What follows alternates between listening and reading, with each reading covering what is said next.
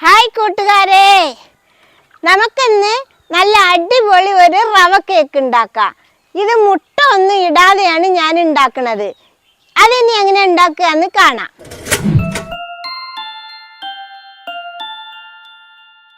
ഞാനിവിടെ ഉണ്ടാക്കുന്നത് 1 കപ്പ് റവയിലാണ്.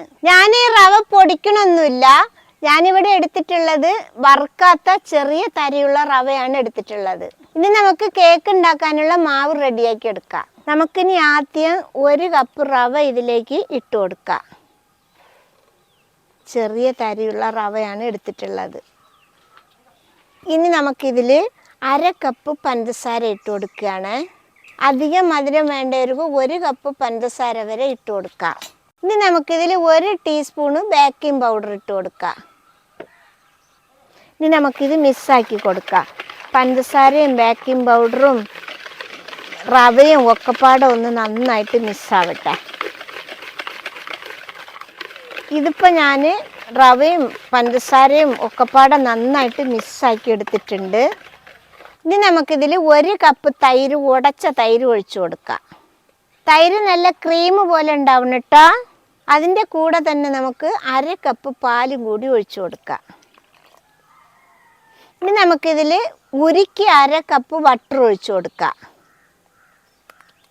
ഇനി ഇത് മൂന്നും പാടെ നന്നായിട്ട് ഈ മാവിൻ്റെ കൂടെ ഇട്ട് മിക്സാക്കി എടുക്കുക. മക്കളെ, തൈര് എടുക്കുമ്പോൾ പുളി കുറഞ്ഞതാണ് നല്ലത് കേട്ടോ.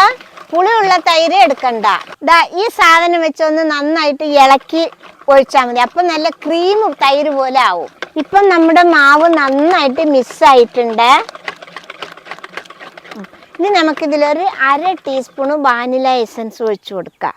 ഇതെന്തിനാന്ന് ചോദിച്ചാൽ നമ്മുടെ കേക്ക് നല്ലൊരു മണം കിട്ടാനാണ് ഇത് ഒഴിച്ചു കൊടുക്കുക. ഇത് നമുക്ക് ഒന്നുകൂടി നന്നായിട്ട് മിക്സാക്കി കൊടുക്കാം. ഇപ്പം നമ്മുടെ കേക്ക് മാവൊക്കെ നല്ല റെഡി ആയിട്ടുണ്ട്. നമുക്കിനി ഇതൊരു 5 മിനിറ്റ് മൂടി വെക്കാം.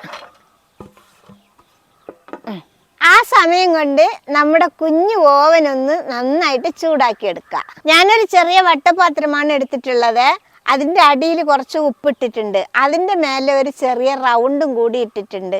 അത് നമുക്കിനി ഒന്ന് ചൂടാക്കി എടുക്കണം. ഈ റൗണ്ടിന് എന്താ ഈ കളർ എന്ന് പറഞ്ഞാലേ, ഞാനിത് ഇങ്ങനെ ഉപ്പിൽ വെച്ച് കേക്ക് ഉണ്ടാക്കിയിട്ട് ഓരോരോ സാധനങ്ങൾ വെക്കുമ്പോൾ അതിൽ കറുത്ത് പോയതാണ് കേട്ടോ. തുരുമ്പടിച്ചിരിക്കുകയാണ്. നമുക്കിത് മൂടി വെച്ചിട്ട് വേണം ചൂടാക്കാൻ കേട്ടോ, അല്ലെങ്കിൽ ചൂടൊക്കെ പുറത്തു പോവുള്ളൂ.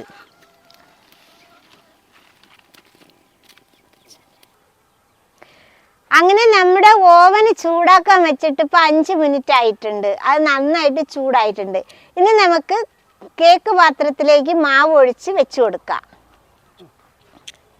ഇതിലിങ്ങനെ ഒഴിച്ച് കൊടുക്കാം. നമുക്ക്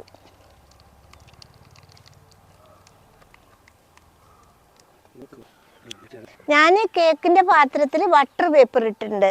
അത് കൂടാതെ നെയ്യ് പുരട്ടി വെച്ചാലും മതിയാവും കേട്ടോ. ഇനി നമ്മുടെ കേക്ക് നമ്മുടെ ഓവനിലേക്ക് വെച്ച് കൊടുക്കാം.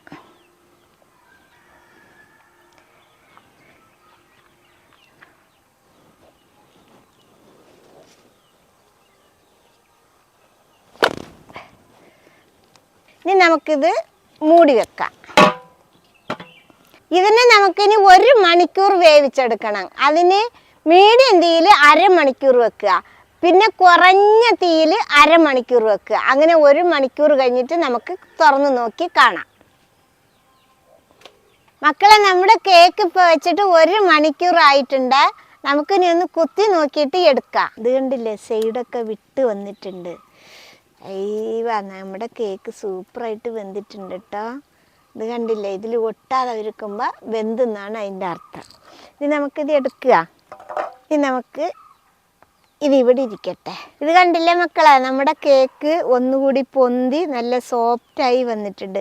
ഇനി നമുക്കിത് ഒന്നുകൂടി സോഫ്റ്റാക്കി എടുക്കാം. അതിന് വേണ്ടി നമുക്ക് കുറച്ച് പഞ്ചസാര പാനി ഉണ്ടാക്കിയെടുക്കാം. അതിന് വേണ്ടി ഞാനിവിടെ 1/2 കപ്പ് പഞ്ചസാര ചട്ടിയിലിട്ട് കൊടുക്കുകയാണ്. നമുക്കിനി ഇതിൽ 1/2 കപ്പ് വെള്ളം കൂടി ഒഴിച്ചു കൊടുക്കാം. നമുക്ക് കത്തിക്കാം. നമുക്ക് കത്തിച്ചു കൊടുക്കാം. പഞ്ചസാരയൊക്കെ ഒന്ന് ഉരുകി നല്ല റെഡിയായി വരട്ടെ. ഇപ്പം നമ്മുടെ പഞ്ചസാര നന്നായിട്ട് ഉരുകി അലിഞ്ഞ് വന്നിട്ടുണ്ട്. ഇത് 1 മിനിറ്റ് സമയം തിളച്ച് വരട്ടെ. ഇപ്പം നമ്മുടെ പഞ്ചസാരയൊക്കെ ഉരുകി 1 മിനിറ്റ് നന്നായിട്ട് തിളച്ച് വന്നിട്ടുണ്ട്. ഇനി ഇത് നമുക്ക് ഇറക്കി വെക്കാം. ഇനി നമ്മുടെ കേക്കിലേക്ക് ഈ പഞ്ചസാര പാനി കുറേച്ചായിട്ട് ഇങ്ങനെ ഒഴിച്ചു കൊടുക്കാം. അപ്പം നമ്മുടെ കേക്ക് ഒന്നുകൂടി സോഫ്റ്റ് ആവും. അതിന് നമ്മൾ ഒഴിച്ചു കൊടുത്ത പഞ്ചസാര പാനിയൊക്കെ കേക്ക് നന്നായിട്ട് കുടിച്ചെടുത്തിട്ടുണ്ട്, കണ്ടില്ലേ? ഇനി നമുക്ക് ഇതൊരു പാത്രത്തിലേക്ക് കൊട്ടിയെടുക്കാം. ഇത് കണ്ടില്ലേ മക്കളെ, നമ്മുടെ കേക്ക് നല്ല സോഫ്റ്റായിട്ട് ഒന്നുകൂടി റെഡി ആയിട്ടുണ്ട്, അടിപൊളിയായിട്ടായിട്ടുണ്ട്. ഇനി നമുക്കിത് മുറിച്ചെടുക്കാം.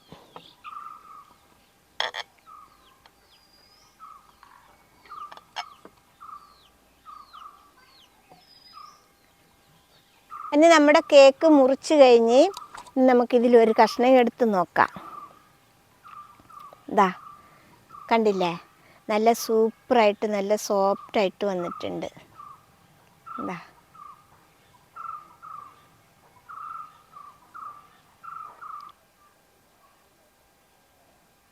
മക്കളെ, ഇത് സിമ്പിളായിട്ട് ഉണ്ടാക്കാൻ പറ്റുന്നതാണ്. എല്ലാവരും ഉണ്ടാക്കി നോക്കണം.